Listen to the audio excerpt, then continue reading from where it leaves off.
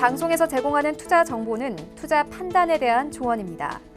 방송에서 제공하는 주식의 가치, 가격 상승 및 가격 하락에 대해서는 방송사에서 보장하지 않습니다.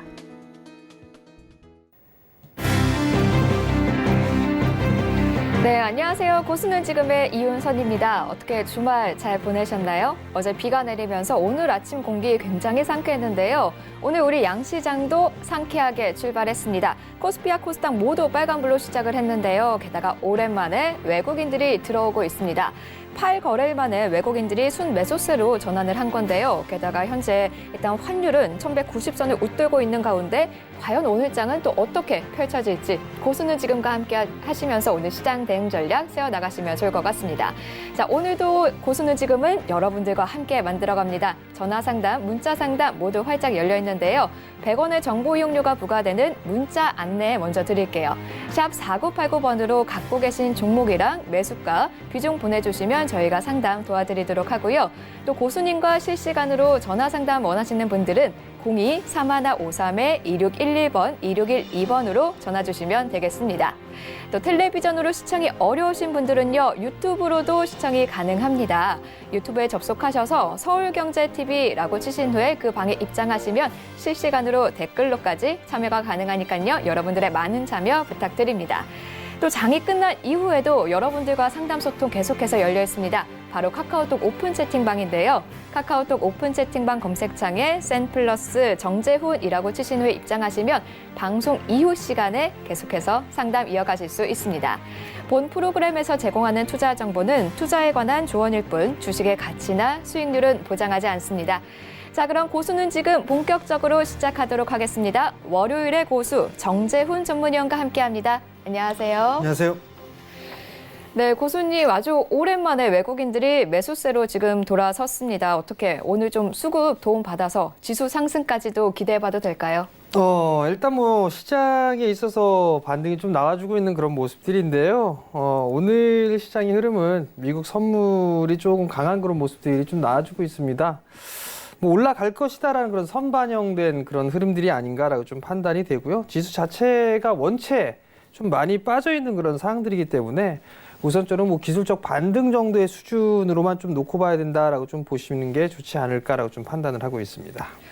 기술적 반등이요. 그러면 아직 본격적으로 매수해야 되는 시기는 아니라고 봐야 하는 걸까요? 사실 시장의 흐름들은 좀 봐야 될 것 같은데요. 시장에서 상당히 좀 의견이 많을 겁니다. 대세하락으로 간다, 혹은 비추세다, 이런 얘기들이 좀 있는 그런 사항들인데, 우선 저의 개인적인 생각은 일단 지수는 박스권역입니다. 박스권역으로 좀 보는 게 옳다라고 좀 보시는 게 좋을 것 같고요. 우선 지금 2074포인트대에서 거래가 되고 있는 그런 상황들인데, 지수가 추가적으로 밀려 내려오는 그런 부분들이 만약에 발생하게 된다면 여기서 빠져봤자 얼마나 더 빠질까, 이 부분들을 좀 고민해 볼 필요성이 있을 것 같거든요. 그렇기 때문에 결론적으로만 먼저 말씀을 드리게 되면, 지수가 빠졌을 때는 매수 관점으로 좀 보는 전략이 좋지 않을까라고 좀 판단이 됩니다. 이제 다만 여기서 좀 봐야 될 부분들은 한국 시장은 어쩔 수 없이 선진 시장, 즉 미국 시장을 좀 따라가는 그런 흐름들이 좀 나타나고 있는 그런 상황들인데, 지난주 금요일 날 보시게 된다라면 러셀 2000 지수가 조금 더 과도하게 좀 밀려 내려오는 그런 모습들이 좀 나타났었거든요. 그렇다는 얘기는 거래소 시장보다는 코스닥 시장이 조금 더 변동성이 좀 커진다라고 좀 보셔도 좋을 것 같습니다. 다만 이제 오늘의 흐름들을 보게 되면 시가총액 상위 종목군들이 반등이 좀 나와주고 있는 그런 모습들이죠. 삼성전자나 SK 하이닉스가 좀 반등이 나와주고 있는 그런 모습들인데, 여기서 추세의 전환이다 이런 부분들은 아직까지는 아니다라고 좀 보시는 게 좋을 것 같습니다. 우선 기술적인 반등의 흐름들이다라고 좀 보시는 게 좋지 않을까라고 좀 판단이 되고요. 가장 중요한 부분들은 빠졌을 때요. 주가가 빠졌을 때의 수준을 좀 보게 되면 올해 1월 달이 있고요. 그리고 지금 최근의 모습들을 좀 볼 수가 있을 것 같은데, 올해 1월 달에 빠졌을 때가 PBR 0.85배 정도 수준이었었거든요. 0.85배 수준인데 지금 주가 수준을 보게 되면 0.88배 정도 수준이란 말이에요. 결국 1월 달과 지금 현재 사이에서는 크게 다른 게 없다라고 좀 보시는 게 좋을 것 같거든요. 결론은 주가가 만약에 밀려 내려온다라고 하게 된다라면 매수로 대응하는 전략이 맞다라는 부분들이 좀 좋을 것 같아요. 왜냐하면 한국 시장 자체가 약한 그런 모습들이 나올 수 있는 부분들은 이유는 한 가지입니다.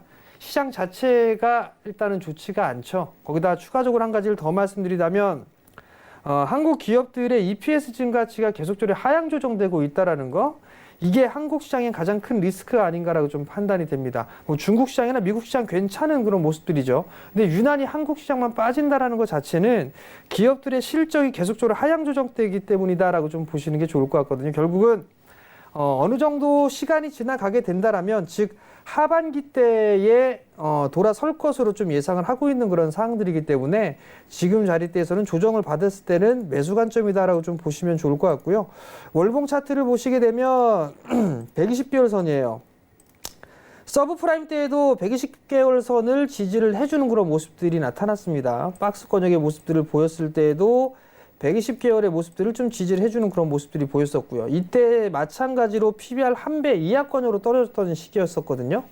그럼 최근 들어서 작년부터 시작해서 올해까지의 121선, 120개월 선 자리 때는 지지를 해주지 않겠느냐라는 게 제 판단입니다. 결국은 박스입니다. 큰 박스냐, 작은 박스냐.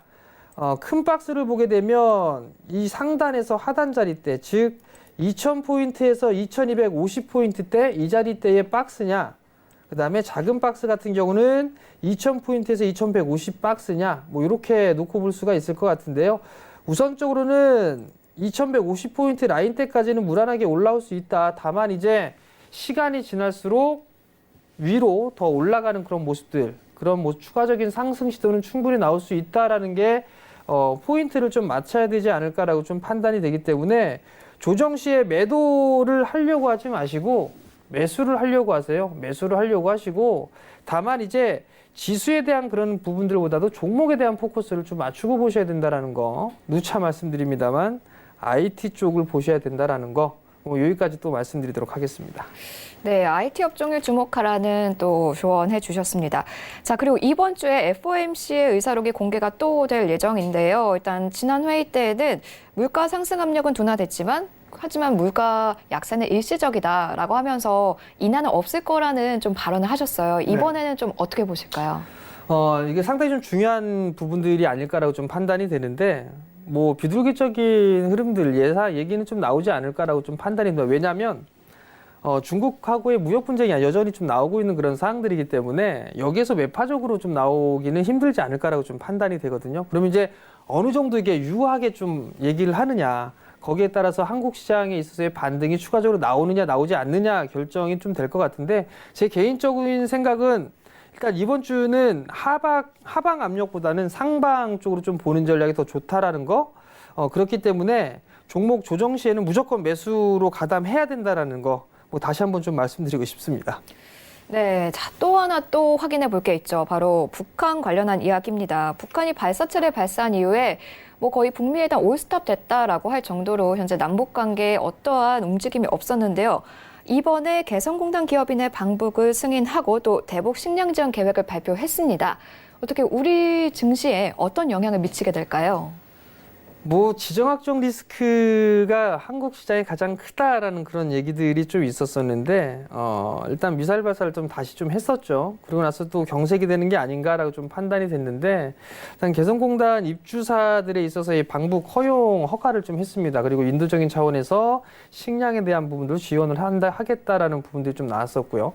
사실 이게 3년 3개월 만에 방북을 좀 허가했던 그런 부분들인데, 여기에서 뭐 다시 가동을 한다? 이런 부분들은 너무 좀 앞서간 생각이 아닐까라고 좀 판단이 돼요. 다만 이제 그쪽 이 평양에 있는, 아니 그쪽에 개성공단에 있는 이 장비들이나 이런 부분들에 있어서 확인을 하는 뭐 그런 의미가 아닌가라고 좀 판단이 되는데, 사실 이 기회를 계기로 해서 좀 더 개발 좀 좋은 그런 흐름들이 좀 나왔으면 하는데, 아직까지는 북한에 있어서의 뭐 별다른 코멘트나 이런 부분들은 없는 그런 사항들이고요. 뭐 신문 기사를 봐도 여전히 뭐 비난만 하고 있다 뭐 이런 얘기들을 좀 하고 있는 그런 사항들이란 말이에요. 그렇기 때문에 큰 의미를 두기에는 아직까지는 좀 이르다. 그리고 제가 봤을 땐 트럼프 대통령이 개성공단에 있어서 가동을 허가해 주지는 않을 것 같아요. 그렇기 때문에 큰 의미를 좀 두고서 보는 분들은 좀 아직까지는 좀 이르다라는 말씀을 좀 드리고 싶고요. 단기적인 트레이딩 관점으로만 보는 그런 전략이 좋지 않을까라고 좀 판단이 됩니다. 사실 이게 대북 관련 섹터들 중에서 실적이 좀 제대로 나오는 기업들이 몇 개가 없는 그런 사항들이거든요. 그렇기 때문에 무리를 해서 들어가는 전략은 좋지가 않다라는 거. 그리고 일단 트레이딩 관점, 즉 물려 계신 분들 같은 경우는 어디에서 빠져나올까 이 부분들을 좀 고민하는 전략이 좀 좋을 것 같습니다. 네, 단기적 이슈로 그칠 것이다라는 전략 주셨습니다. 자, 그럼 수급도 한번 좀 살펴봐야 할 것 같은데요. 기관이 다시 좀 매수세로 돌아섰습니다. 지금 일단은 소량이긴 하지만 쌍끌이 매수세 시작이 된 건데요. 근데 일단 환율이 너무 높아요. 어떻게 외국인들이 계속해서 들어올 수 있을까요?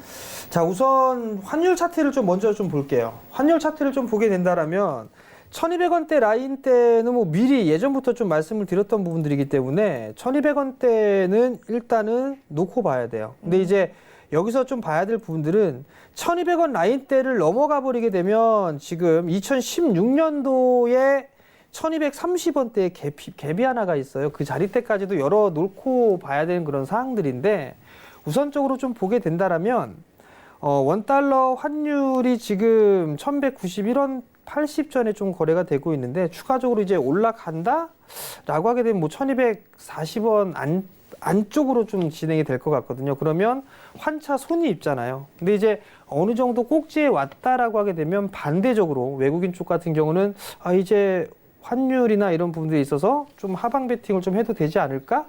얼추 다 올라왔기 때문에 이제 외국인의 매수가 다시 또 들어오지 않을까라는 생각을 좀 해볼 수가 있을 것 같거든요. 만약에 이게 1240원 자리대를 넘어가게 된다면 뭔가 심상치 않은 흐름들이 좀 나오게 될 거예요. 그렇기 때문에 1240원만 지지가 되는 그런 모습들이 나오게 된다면 큰 문제는 없다라고 좀 판단이 되고요.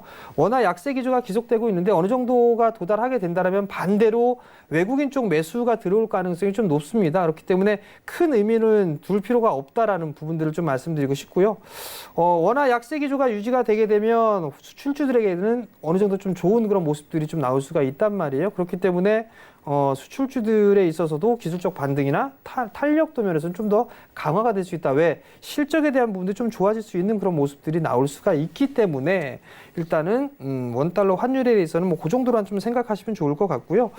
수급적인 부분들을 보게 되면 외국인 쪽과 기관 쪽 매수세가 좀 유입이 되고 있는 그런 모습들이 좀 나와주고 있는 그런 상황들이에요. 근데 이제 코스닥 같은 경우는 양매도가 좀 나와주고 있죠. 거래소 같은 경우는 0.8%, 코스피 200은 1% 가까운 상승세를 좀 보여주고 있는 그런 상황들인데 코스닥 같은 경우는 0.1%, 코스닥 150은 0.34%입니다. 지난주에 러셀 2000 지수가 상대적으로 더 많이 빠졌습니다.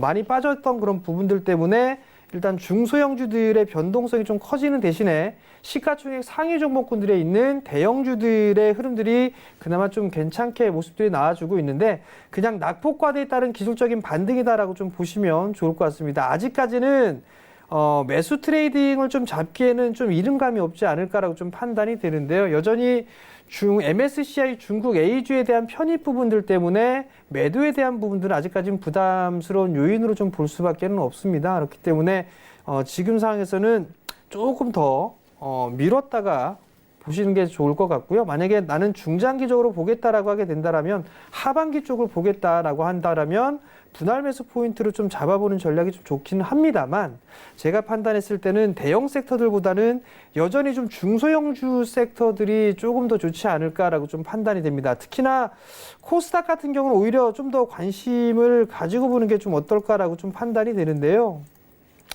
거래소는 일단 낙폭과대에 따른 기술적인 반등입니다. 근데 거래소 같은 경우는 지금 완전 역배열권역에 있는 그런 상황들이고요. 코스닥 시장 같은 경우는 오히려 역배열권역이긴 합니다만 조금 더 코스닥 시장보다는 괜찮은 흐름들이 나올 수가 있는 게 거래소 쪽 같은 경우는 EPS에 대한 증가치가 계속적으로 좀 하향 조정되고 있는 반면에 코스닥 쪽 같은 경우는 기업별로 실적이 돌려 세워지고 있는 그런 기업들이 좀 더 많이 포진이 되어 있거든요. 그렇다면 실적주들에 대한 관심을 좀 갖고 보게 된다면 거래소 쪽보다는 코스닥 쪽이 좀 더 낫다라는 거, 그리고 대형주보다는 중소형주들의 흐름들이 좀 더 유리하다라는 거. 대표적으로 봐도 비메모리 쪽이라든가 아니면 5G 관련주들 이런 기업들이 주가의 탄력도가 좀 상당히 좋았었단 말이에요. 그 얘기는 바꿔서 얘기하면 실적이 좀 좋았던 그런 섹터들이 탄력도 면에서는 더 크다라는 거. 그렇다면 여전히 실적주적인 측면에서 놓고 봤을 때는 중소형주 쪽이 좀 더 유리하다라는 거. 즉 변동성이 좀 생겨서 밀린다라고 하게 된다라면 실적주들은 매수로 대응해야 된다라는 거. 그 부분들까지 좀 말씀드리고 싶습니다. 네, 반도체를 말씀하셨으니까 오늘 좀 상승 흐름 타는 테마를 살펴봤는데요. 역시나 반도체가 들어가 있습니다. 시총 상위 종목 1, 2위인 삼성전자, SK하이닉스 1% 넘게 계속해서 상승을 하고 있는데요. 이런 반도체 테마 어떻게 보시나요?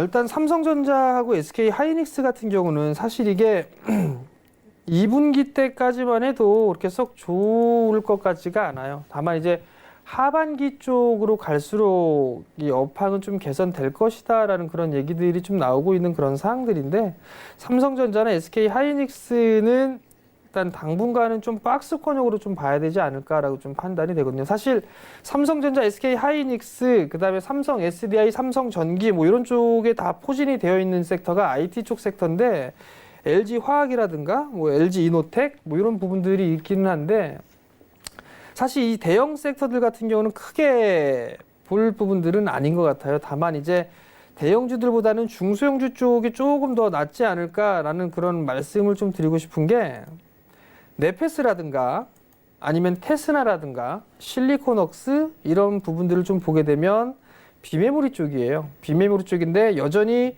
신고가의 모습들을 좀 보여주고 있고 조정도 상당히 좀 견조한 그런 모습들이 좀 나와주고 있거든요. 그렇다는 얘기는 실적이 좀 좋아지고 있고 성장을 하고 있는 그런 섹터다라고 좀 보시는 게 맞을 것 같습니다.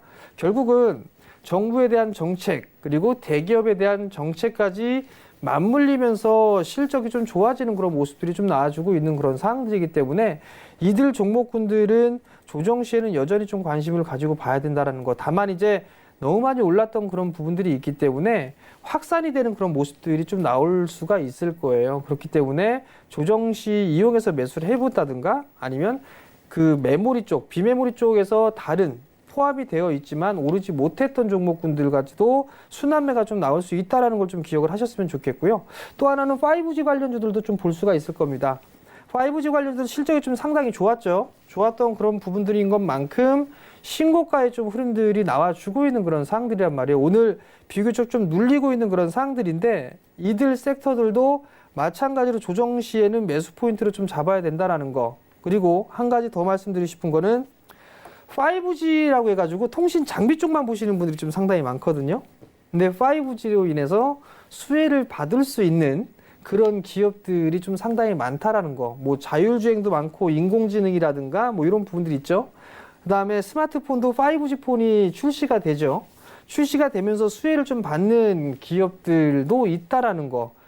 일단 생각을 조금 바꿔보게 된다면 그들 종목군들이 바로 떠오를 수가 있을 겁니다. 그러니까 그러한 종목군들 좀 보시면 좋을 것 같고요. 통신장비 쪽도 일단 시간대를 두고서 볼 수가 있습니다. 1분기 때 바로 어닝 서프라이즈가 나면서 실적이 증가되는 기업이 있는 반면에 조금 뒤늦게부터 장비 공급을 시작을 해서 뛰어나가는 그런 기업들이 있어요.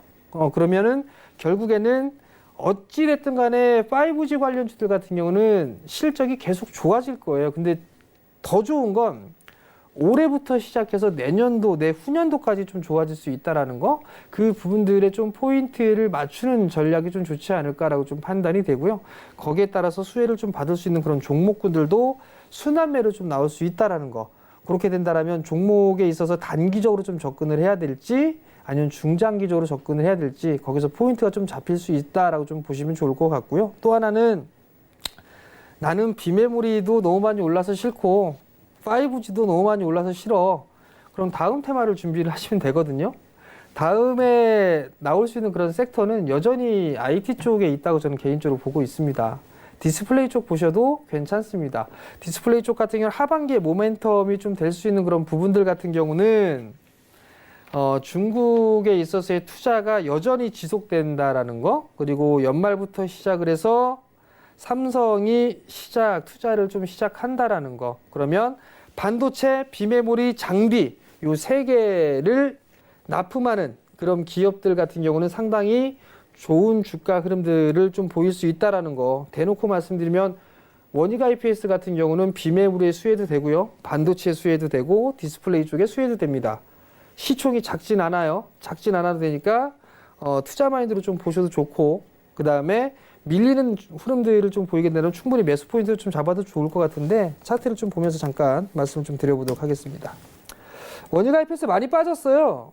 많이 빠져 있는 그런 상황들인데 사실 여전히 박스예요. 박스로 좀 보면 좋다라는 거. 그 다음에 이제 작년에 테라세미콘이라는 기업과 합병을 하면서 디스플레이 쪽도 일단 경쟁력을 강화했다라고 좀 보시면 좋을 것 같고요. 사실 원익 IPS가 중국 쪽에 있어서의 영업력이 좀 약했어요. 반대로 테라세미콘 같은 경우는 중국 쪽의 영업력이 좀 상당히 비교적 강했습니다. 그렇다면 합병을 해서 시너지 효과를 충분히 나올 수가 있겠죠. 그럼 결국 원익 IPS 같은 경우는 삼성의 반도체 투자, 그다음에 비메모리 투자에 대한 수혜, 그다음에 디스플레이 쪽 같은 경우는 중국에 따른 수혜, 그다음에 삼성 디스플레이의 발주에 대한 부분들까지도 보게 된다라면 내년도의 실적은 아마 사상 최고치를 찍지 않을까라고 좀 조심스럽게 예상을 하고 있거든요. 그렇다는 얘기는 뭐 지금 자리 때 빠지고 있다라는 거 분할 매수 포인트로 잡아간다라면 내년도에는 아마 꽤나 많은 주가의 상승이 나오지 않을까라고 좀 판단이 되니까 다른 거 다 싫다라고 하게 되면 이런 기업 같은 경우 조금씩 모아가는 전략도 좋다라고 좀 말씀드리겠습니다. 네, 반도체 관련해서 일단은 대형주보다는 중소형주 위주로 내년까지도 굉장히 좋게 실적 보고 계시고요. 또 특히나 원익 IPS 한번 좀 살펴봤습니다. 자, 그리고 또 오늘 관련해서 조금 상승 흐름 보이는 게 저는 화장품 업종이 일단 중국과 관련해서 사실상 악재가 사라졌다라고들 많이들 보고 있더라고요. 화장품 앞으로 조금 열려 있다라고 보고 접근을 해도 되는 걸까요? 근데 이게 화장품 쪽 같은 경우는 예전에 뭐라고 얘기해야 될까요? 중국 관련주로 좀 분류가 되면서 상당히 큰 폭의 좀 상승을 했었는데 사실 이게 진입장벽이 높은 그런 섹터는 아니에요. 그러면서 이제 예전에 이 화장품주들의 큰 폭의 상승이 다시 올 거냐, 올 수 있느냐, 그 부분들을 좀 생각을 해보게 된다라면 그렇게 될 것 같지는 않다라는 점을 좀 말씀을 드리고 싶거든요. 사실 이게 한국콜마나 뭐 에이블 CNC, 한국화장품 뭐 이런 기업들 같은 경우는 대부분 테마성의 흐름들이 좀 더 많지 않나라고 좀 판단이 됩니다. 왜냐하면 이들 종목군들 같은 경우도 뭐 지금 보면 뭐 한국 화장품이나 화장품 제조나 이런 기업들 같은 경우는 테마성의 흐름들, 뭐 지금 보게 되면 관광객들이 늘어났다라는 그런 부분들 때문에 흐름들이 좀 나오고 있는 그런 부분들이 있겠지만 사실 선별적으로 좀 접근을 해봐야 되는 게 아닌가라고 좀 판단이 되거든요.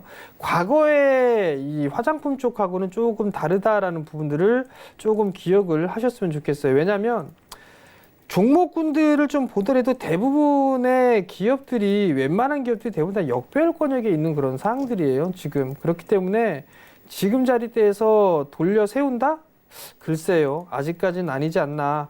뭐 유난히 눈에 띄는 기업들 같은 경우 하나를 보게 되면 클래시스 한 종목밖에 없습니다. 클래시스 한 종목 같은 경우 뭐 신고가의 흐름들이 좀 나오고 있지만 나머지 종목군들 같은 경우는 뭐 크게 보고 싶지는 않다라는 거. 오히려 화장품 쪽을 본다라면 그런 종목군들 위주로 좀 보는 거 아니라면 뭐 연우 같은 기업? 뭐 연우 같은 기업은 이 화장품 용기를 좀 만드는 그런 기업이거든요. 오히려 이 기업 같은 경우는 역배열권역에서 이제 돌려 세우는 그런 모습들이 나오고 있으니까 이런 종목군들이 좀 더 보기에는 더 편안하지 않을까라고 좀 판단이 되고요. 사실 뭐 코리아나 뭐 코스맥스 BTI 에이블 CNC 전부 다 역배열권역에 있는 그런 기업들이란 말이에요. 그렇기 때문에 돌려 세우는 그런 모습들이 나오기 전까지는 이들 종목군들은 관심 있게 보는 거는 옳지 않다라는 거. 그냥 기술적인 반등 정도의 수준으로 판단을 하는 게 좋을 것 같습니다. 네, 그러면은 일단 연우는 지금 상승으로 조금 돌리고 있는 모양새니까 들어가도 되는 걸까요? 오히려 연우는 좀 더 괜찮지 않을까 싶어요. 사실 1분기 실적도 좋게 나왔어요. 1분기 실적도 좋게 나오고 올해 예상 영업이 193억에 168억 단기 순이익을 좀 예상을 하고 있는 그런 상황들인데 사실 밸류로 좀 따져보게 된다면 다른 화장품 섹터보다는 조금 더 싸게 평가를 좀 받고 있는 그런 사항들인데 전고점 자리대를 넘어서는 그런 모습들이 좀 나오고 있단 말이에요. 32,000원짜리대를 넘어서는 모습들이 나오게 된다면 아마 35,000원짜리대까지는 무난하게 좀 상승을 할 수 있지 않을까라고 좀 판단이 되니까 이런 종목군들 같은 경우는 한 눌러주게 된다면 한 29,000원대 초반? 초중반 정도부터는 분할 매수 포인트를 좀 잡아서 보는 전략도 좋겠다라는 의견을 좀 드리도록 하겠습니다. 네, 연후도 한번 계속해서 눈여겨보시면 좋을 것 같습니다. 자, 오늘 테마 종목 하나만 더 한번 짚어보고 갈게요. 섬유의복 쪽이 좀 흐름이 괜찮은 걸로 나오고 있는데요. 섬유의복업 하면은 요즘에 한 7일 동안 외국인과 기관의 매수세가 굉장히 강하게 나타났어요. 그러면 어떻게 같이 좀 따라가 봐도 되는 걸까요? 전망 어떻게 보시나요? 섬유의복 쪽 같은 내수 쪽 섹터가 사실 그 지수 방어적인 역할을 한다라는 부분들이 있기는 한데요. 너무 많이 올라가 있는 그런 상황들이에요, 사실. 그렇기 때문에 그들 종목군들을 좀 따라 들어갈까? 사실 좀 의미가 없지 않나. 추격 매수라는 케이스가 낫지 않나라고 좀 판단이 됩니다. 다만 이제, 필라코리아 같은 경우는 너무 많이 올랐기 때문에 좀 부담스러운 그런 부분들이 있지만, OEM, ODM 쪽 같은 경우 영업무역 같은 경우 오늘 신고가의 흐름들을 좀 보여주고 있거든요. 사실 월봉 차트를 봐도 60개월 선을 돌파해주는 그런 모습들이 좀 나와주고 있는데, 영업무역 같은 경우 오히려 이런 것들은 단기적인 트레이딩 관점, 뭐 수익 관점을 좀 봐도 좋지 않을까. 영업무역 아니면 뭐 한세실업 같은 종목군도 있는데 한세실업은 지금 추세가 꺾여 있는 그런 수급이 깨져 있는 부분들이기 때문에 오히려 한세실업보다는 영업무역 같은 종목군들이 좀 더 낫지 않나라고 좀 판단이 되고요. 또 개인 투자자분들 같은 경우는 섬유의복 보게 되면 뭐 아가방 컴퍼니, 보령메디앙스, 대현 뭐 이런 애들 이상한 애들 보시는데 그런 종목군들은 볼 필요가 없다라는 거. 뭐 보게 되면 영업무역이라든가 한섬 뭐 이런 종목군들이 조금 더 좋다라는 부분들 좀 말씀드리고 싶고요. 이 이외의 종목군들은 뭐 사실 관심거적에 보고 있지 않으니까 이 두 종목만 좀 보는 게 좋지 않을까라고 좀 판단이 됩니다. 네, 섬유의복업 쪽에서는 다른 종목들보다는 영업무역이랑 한섬 조금 더 한번 따라가 보시기를 권해주셨습니다. 자, 오늘 이렇게 조금 흐름 좋은 테마 업종들 살펴봤는데요. 그럼 이 중에서도 관심이 가는 종목이 따로 있으신가요? 일단 내수 섹터는 아니고요. IT 쪽 섹터입니다. 여전히 5G 관련주들은 일단 조정 시에는 좀 관심 있게 봐야 된다는 전략은 변함이 없는 그런 사항들인데요. 우리로라는 기업입니다. 일단 초고속 정보통신 광분배기를 만들고 있어요. 만들고 있고 제작 판매를 하고 있는 그런 기업인데요. 사실 이게 SK텔레콤 쪽에서 5G 통신망에 양자암호 통신의 기술을 도입하기로 했습니다. 거기에 따른 수혜를 일단 우리로라는 기업이 볼 수 있지 않을까라고 좀 판단이 되고요. 뿐만 아니라 이 기술을 중국 쪽의 광통신 분야 쪽에서도 영업망을 좀 확대시키고 있는 그런 사항들이에요. 그렇기 때문에 해외 쪽에 있어서의 기대감을 좀 가져볼 수 있는 그런 기업이다라고 좀 보시면 좋을 것 같고요. 또 한 부분들은 올해의 1분기 때 실적이 돌려 세웠다는 거, 실적이 좀 턴어라운드가 된 그런 사항들이기 때문에 올해의 실적은 조금 더 좋아질 수 있지 않을까라고 좀 판단이 되고요. 기술적인 흐름들을 놓고 봤을 때는 한 차례 상승을 했어요. 한 차례 상승을 해주고 난 이후에 241선을 좀 지지를 해주고 다시 이제 정배열권역으로 돌려 세우는 그런 모습들이 좀 나와주고 있다라는 점. 뭐 그렇게 된다라면 다시 한번 정고점을 향해서 흐름들이 좀 나아질 수 있지 않을까라고 좀 판단이 되는 만큼 조정 시에는 매수 포인트를 좀 잡아도 좋지 않을까라고 좀 판단이 되는데요. 매수 가격은 지금 2,725원이에요. 지금 자리 때부터 분할로 매수 포인트를 좀 잡아보면 좋지 않을까라고 좀 판단이 되고요. 목표가는 1차적으로 정고점 자리대죠. 3,300원 정도 때까지는 보시면 좋을 것 같고요. 손절 가격은 2,500원을 제시를 해드리도록 하겠습니다. 네, 그러면은 좀 중장기로 본다라고 생각하면 될까요? 올 하반기 어떻게 보시나요? 순환매가 좀 나오는 흐름들이 나오게 되면 단기적인 흐름으로도 좀 충분히 나올 수 있지 않을까라고 좀 판단이 됩니다. 사실 이게 5G가 많이 올랐던 그런 부분들이 있기 때문에 주변주로서의 확산이 되는 그런 모습들이 좀 나올 수도 있거든요. 그렇기 때문에 충분히 뭐 단기적인 관점으로 좀 봐도 좋지 않을까라고 좀 판단이 되기 때문에 뭐 긴 관점으로 안 보고 단기적으로 봐도 충분히 그 정도의 가격대까지는 올라올 수 있다라고 좀 말씀드리겠습니다. 네, 우리로 매수가 현재가부터 이제 계속해서 분할 매수 권해주셨고요. 목표가 3,300원, 손절가 2,500원 제시해 주셨습니다. 자, 이렇게 오늘 고수가 직접 함께하며 알아보는 오늘 흐름 좋은 업종들, 테마주들, 반도체, 화장품, 섬유, 의복업 알아봤고요. 관심 종목 우리로까지 살펴봤습니다. 잠시 후에는 여러분들과 함께하는 전화 상담 시간이 이어집니다.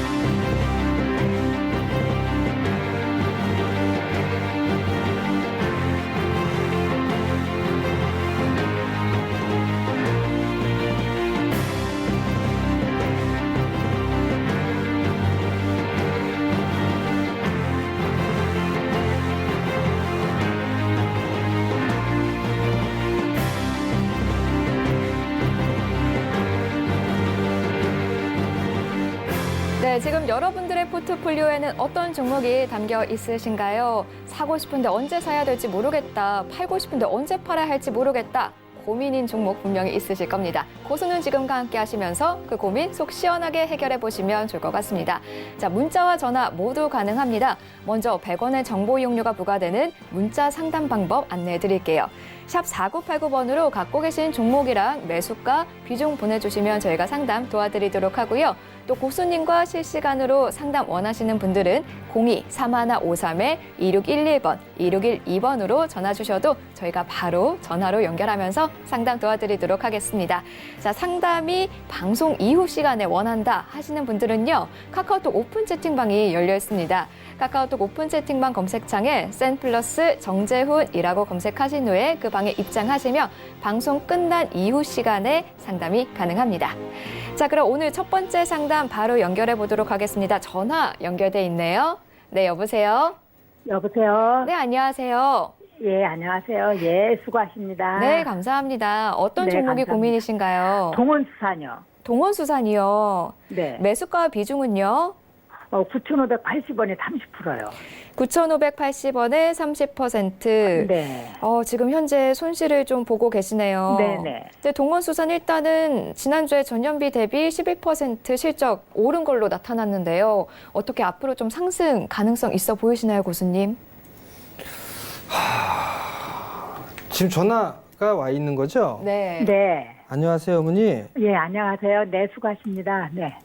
9,580원에 매수하셨단 말이에요. 그죠? 네네. 이게 단기적으로 매수하신 거잖아요. 이게 한 두 번 물타기해서 이렇게 많아진 것 같아요.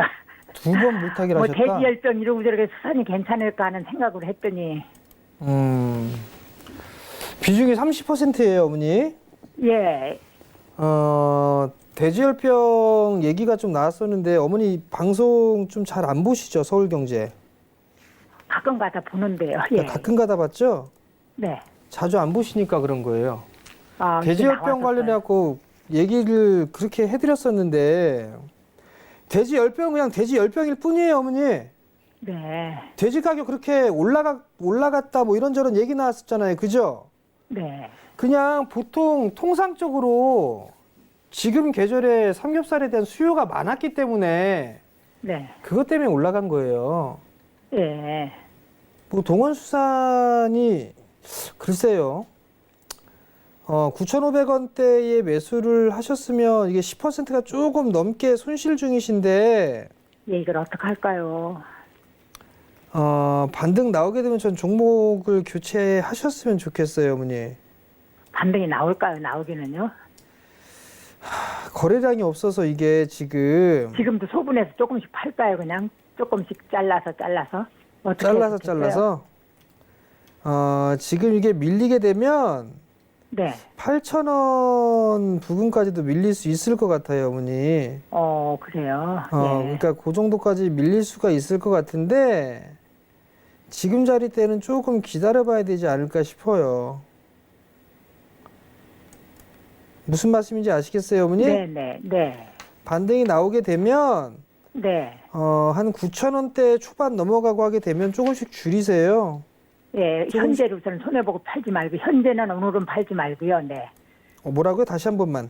오늘은 팔지 말고요. 오늘은 한 그냥 좀 조금이라도 잘라서, 지켜보시고 오늘은 좀 지켜보시고 반등이 나오게 되면 네. 9,000원에서 9,200원 그 정도 때 매도를 하시고 네. 다른 종목으로 교체를 좀 하세요, 어머니. 네, 네, 그리고 네. 단타하지 마시고. 네. 아시겠죠? 네, 네, 네. 성공 투자하시고. 200원 남으면 다 팔라고. 네. 성공 투자하시고. 감사합니다. 네, 네. 감사합니다. 네. 네, 오늘 전화 감사합니다. 네, 그럼 바로 다음 전화 또 연결해 보도록 하겠습니다. 네, 안녕하세요. 네, 반갑습니다. 네, 안녕하세요. 예, 네, 어떤 종목이 고민이신가요? 예, 부광약품 23,000원에 20%입니다. 부강약품 23,000원에 20%. 예, 예. 현재 조금 손실을 보고 계시네요. 계속해서 하락세여서 고민이 많으실 것 같아요. 예, 그 손절을 해야 할 거인가, 그러면 어느 시점에서 팔아야 될까, 이거 네. 앞으로 향후가 진단 궁금하시죠? 잘 부탁드립니다. 네, 일단은 화요일부터는 조금씩 다시 올라오는 것 같은 모양새가 좀 연출은 되고 있습니다, 고수님. 어떻게 조금 예. 기다려 볼까요? 글쎄요, 이것도 참 문제인데. 안녕하세요, 아버님. 예, 반갑습니다. 이거 단기로 들어가셨어요? 아니, 잠기고 좀 수익 나면 팔려고 그랬는데 그냥 계속 내려가 버려갖고요. 사자마자 내려갔어요? 예, 아니, 사고 좀 구금방에 놀드만 내려갔어요. 3월 초에 샀는데요. 3월 초에. 예, 지금 제약주들 예. 잘 올라가나요? 못 올라가나요? 글쎄 잘 안 올라간 것 같아요. 잘 안 올라가는 것 같죠?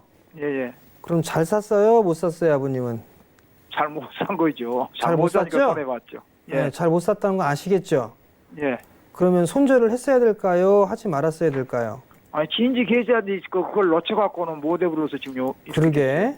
예, 일단은 반등 조금 더 나올 거예요, 아버님. 예, 반등이 좀 나오게 되면, 예, 그때는 뭐 한 19,000원대까지 일단은 반등은 나올 것 같아요. 19,500원대 뭐 이 정도? 19,500원에서 2만 원 정도까지는 반등이 나올 것 같거든요. 예. 그럼 그때는 조금 줄여서 다른 쪽 섹터를 좀 보세요, 아버님. 조금 반등 나올 수 있을 수 있어요. 네, 반등은 좀 나올 것 같으니까 예, 한 19,000원에서 2만 원 정도가 오게 되면 종목 교체를 좀 하셨으면 좋겠어요. 예. 그렇지 않아도 조금 반등 나오면 지금 팔아가지고 교체하려고 그러는데 뭘로 교체하시려고? 아직 좋은 거 없어요.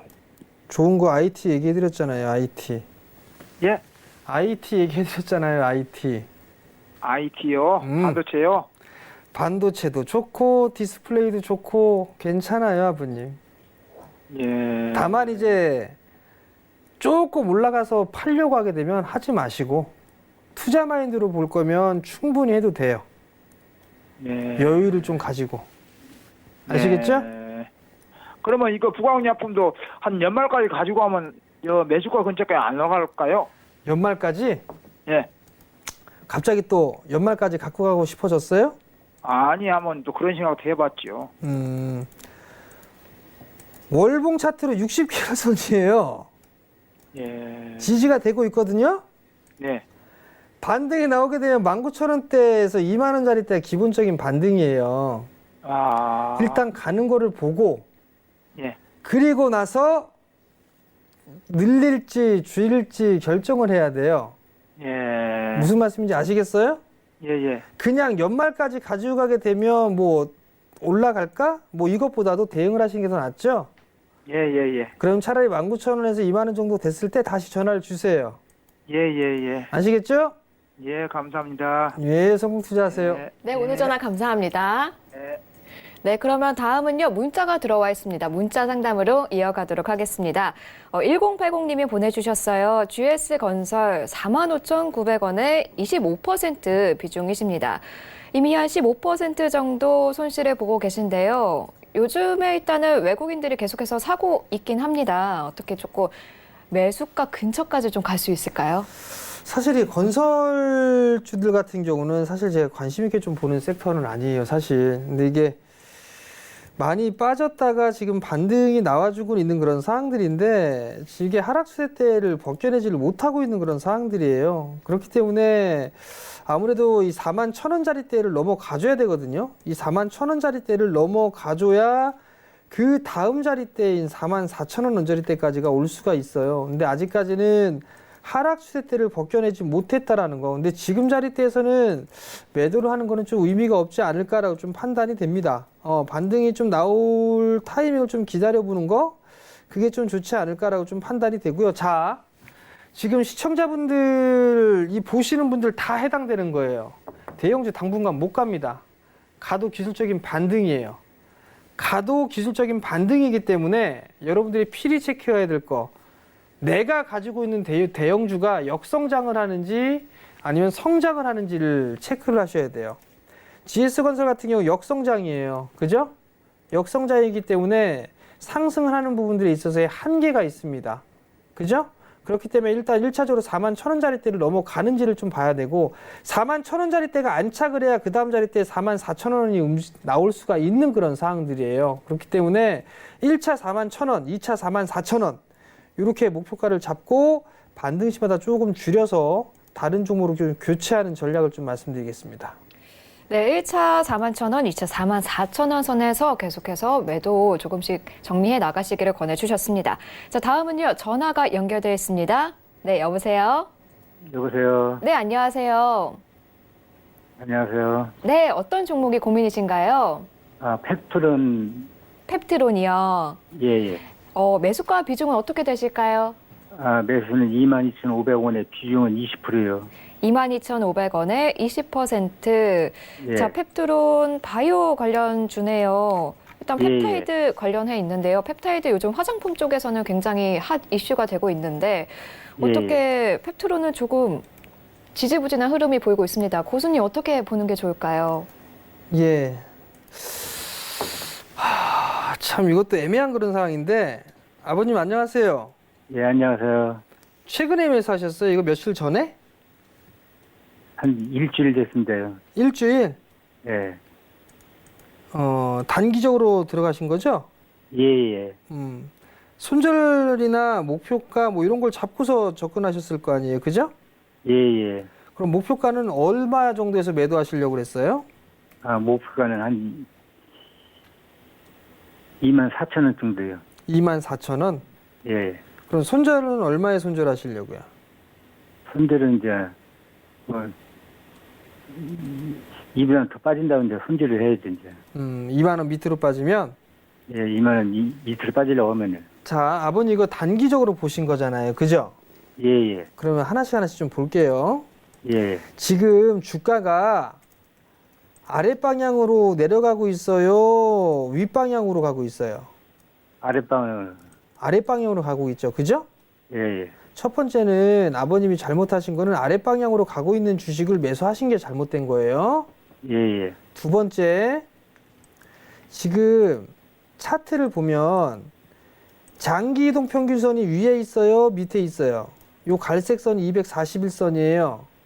예. 주가보다 위에 있어요, 밑에 있어요? 위에 있어요. 위에 있죠. 예. 역별이라고 하는 건 아시죠? 예. 요것도 잘못되신 거예요. 그다음 세 번째, 지금 보시게 되면 요 빨간색 선 보이세요? 요거? 예. 자, 빨간색 선이 21선이에요. 요 21선 예. 다 지우고 다 보여드릴게요. 다른 거를 다 빼고 나서 지금 보게 되면 이 21선에 대한 방향성이 위를 향해 있나요? 아래를 향하고 있나요? 21선이. 아래를 향하고 있죠? 예. 다 잘못된 거예요. 일단 단기적으로 봤을 때 21선에 대한 방향성이 이렇게 위로 올라갈 때 있죠? 이렇게. 예. 이렇게 돌려 세울 때. 예. 요럴 때 사는 거예요, 단기는. 근데 아직까지는 이 단기가 요 자리대에서 매수하신 것 같은데 21선이 돌려 세우지는 못했잖아요. 그죠? 예. 그럼 단기적으로 들어가시는 게 아니에요. 이해가 되시겠어요? 예. 자, 일단은 2만 500원 깨면 리스크 관리 하세요. 손절하고 다른 종목 보셔야 돼요. 예. 그 다음에 반등이 나왔어요. 예. 매수가 정도 오게 되면 이것도 매도하세요. 일단은. 일단은요. 네. 그리고 다시 보시는 게 더 나아요. 예, 알았습니다. 예, 성공 투자하시고요. 예. 네, 오늘 전화 고맙습니다. 자, 다음은요. 문자 상담으로 또 이어가도록 하겠습니다. 3121님이 보내주셨어요. 아이텍 13,500원에 비중이 조금 높습니다. 40% 종목 상담 부탁드립니다. 라고 해주셨습니다. 자, 아이텍 시스템 반도체 업종으로 또 분류가 되고 있는데요. 현재 한 10%까지는 아니고 한 8% 정도 손실을 보고 계신 것 같습니다. 근데 일단 방향이 계속 아래쪽으로 향하고 있습니다. 고수님 어떻게 가는 게 좋을까요? 사실 이게 그 작년도에 한 차례 크게 상승이 나왔었어요. 그리고 난 다음에 지금은 이게 방향성이 좀 나오고 있지 않은 그런 상황들이거든요. 사실 이게 12,000원짜리 때가 상당히 좀 중요한 자리인 것 같아요. 12,000원. 종가상 이게 12,000원이 깨져버리게 되면 방향성이 아랫방향으로 이게 향해버리는 그런 부분들이기 때문에 필히 리스크 관리를 좀 하셔야 될 것 같고요. 또 위로는 14,500원 이 자리대가 좀 중요한 게 아닌가 싶어요. 이 자리대가 넘어가야 이제 상승으로 돌려 세우는 그런 상황들인데 사실 이게 기업적인 흐름들을 보게 되면 올라갈 만한 그 건더기가 없는 그런 상황들이에요. 사실 실적이 좀 잘 나왔나를 봐야 되는데 아직까지 실적 발표는 안 나온 그런 부분들인 것 같고요. 그럼 우선 차트적으로 좀 대응을 할 수밖에 없는 그런 상황들이거든요. 12,000원 깨면 무조건 손절. 그리고 반등이 나오게 되면 13,500원 자리대에서도 한 번 좀 저항이 좀 부딪힐 것 같아요. 매수가 정도 오게 되면 매수가 정도의 절반 정도 줄이시는 거. 그리고 난 다음에 나머지만 박스 상단이 14,500원까지는 좀 보자라는 의견 좀 드리도록 하겠습니다. 네, 12,000원 손절가 제시해 주셨고요. 매수가에서 절반 정리한 후 나머지는 14,500원까지 목표가 제시해 주셨습니다. 자, 다음 상담도 문자로 이어가도록 하겠습니다. 9087번님이 보내주셨어요. YOM 8,300원 매수하셨고요. 100% 매수하셨습니다. 향후 전망 부탁드립니다. 라고 해주셨는데 지금 안타깝게도 손실 중이신데 100%여서 고민이 상당하실 것 같거든요. 8,300원. 자, 8,300원에 매수를 하셨다. 지난주 금요일날 매수를 하셨나? 자, 상승을 하면 보통 상승을 하게 되면 이격이 벌어지게 됩니다. 그렇게 되면 다시 확산을 하게 되면 수렴 과정을 거쳐야 되는 그런 상황들이거든요. 지금 이제 수렴 과정을 거쳤어요. 그리고 나서 지금은 비추세예요. 비추세인 그런 상황들인데 이게 위로 갈지 밑으로 갈지는 아직 모릅니다. 수급이 좀 결정이 되겠죠. 그러면 이걸 확대를 해서 볼게요. 확대를 해서 보게 되면 작은 박스예요, 지금. 위로는 8,700원, 아래로는 뭐 7,000원 언저리? 그럼 중심 박스 라인대를 거보이게 되면 약 한 7,000, 자, 다시 박스 한 7,800원 정도가 중심 라인대가 좀 되는 것 같거든요. 지금 이게 박스 상단, 박스 하단인데 지금 박스 하단에서 노느냐 상단에서 노느냐 이게 지금 중심이 아직까지 결정이 안 돼 있어요. 근데 지금 투자자분은 정말 잘못하신 게 이걸 뭘 믿고 8,300원에 100%를 사셨는지 전 그것도 의문이에요. 사실 8,300원에 그것도 한 방에 아마 이거 전화 연결했었으면 돈이 별로 없어서 그냥 한 방에 샀어요 뭐 이런 말씀을 하실 것 같은데 주식이 투자금이 작으면 적을수록 분산을 해야 되는 거고 한 종목을 좀 매수를 하게 된다면 여러 번 분할로 매수를 하셔야 돼요. 근데 이거 한 번에 매수를 하셨는데 일단 박스 권역입니다. 7,100원 이탈 시 손절. 반등이 나와도 8,700원이 나오게 된다면 일단 챙기면서 가보자라는 의견 좀 드리도록 하겠습니다. 네, 가격 전략 잘 기억하셨다가 계속해서 성공 투자 손실폭 최대한 줄여 나가시길 바랍니다. 자, 오늘 고수님과는 여기까지만 인사를 드리도록 하겠습니다. 고수님 오늘 감사했습니다. 네, 고수는 지금 오늘은 여기까지입니다. 방송이 끝난 이후 시간에 상담 원하시는 분들 계시죠? 카카오톡 오픈 채팅방을 이용하실 수 있습니다. 카카오톡 오픈 채팅방 검색창에 센플러스 정재훈이라고 치신 후에 입장하시면 계속해서 상담 이어가실 수 있습니다. 본 프로그램에서 제공하는 정보는 투자 판단에 대한 조언일 뿐 주식의 가치나 수익률은 보장하지 않습니다. 저희는 내일 다시 찾아뵙겠습니다. 감사합니다.